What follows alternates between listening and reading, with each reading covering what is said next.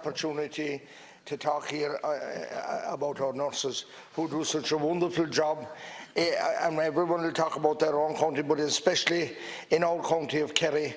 And like that, I met them last Tuesday, and it was actually absolutely lashing in Killarney and Tralee and Kinmare and Cahilsiveen and Dingle.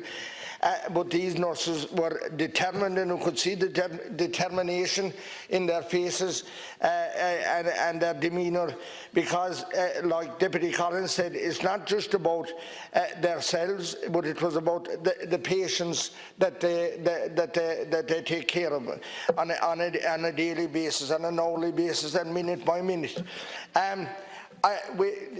What we do need to recognise, Minister, that nurses have to be properly paid, and the amount of training that they go through and the amount of activity they go through in their rosters every week, they certainly need to be, and I know, because they gave my own father and other members of my family who were sick at different times such care as they did to everyone in their wards at that time. And it is horrible when you hear of a young nurse crying because she didn't have assistance enough to get an elderly man into his bed, and she had to ask the man's wife to give her a hand, and the wife could see her crying because she felt inadequate because she couldn't get enough help to deal with that man.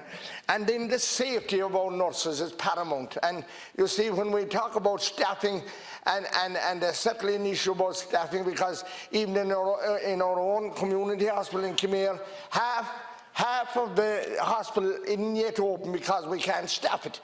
But the other hospitals that are opened, we just don't have enough staff and frontline nurses at the present time, and that needs to be dealt with by your government, and we're talking about it here long enough, Minister, deputies from all sides, and reminding, but he aren't doing enough about it. And then the last thing is the safety of our nurses in the wards. And I met a nurse the other night whose mother had been a nurse, and her three sisters are nurses. And she has to give up. She's wearing a neck brace because she got hurt working in the hospital that she works in. And she will never again work.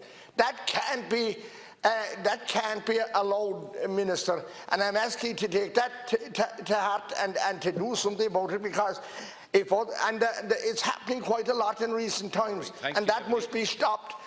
And there must be security within the hospital as well as outside the hospital to allow this never again to happen. Thank you, Reid Smith, please.